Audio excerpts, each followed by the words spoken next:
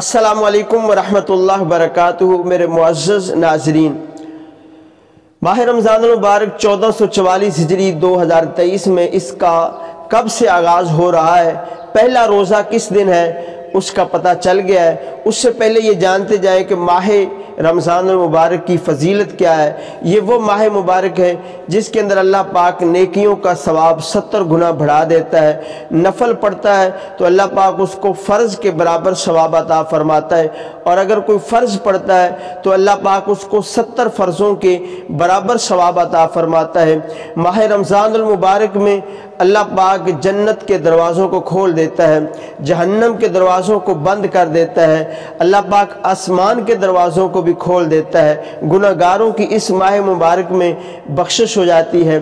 तो माह रमज़ान मुबारक 2023 में मुमकिन सूरत में 22 मार्च की शाम को 29 शबान मुअज़्ज़म को चांद नज़र आने का इम्कान है, और इस तरह फिर 23 मार्च बरोज़ जुमेरात 2023 को माह रमज़ान मुबारक का पहला रोज़ा पाकिस्तान में होगा। इसका कभी इम्कान है।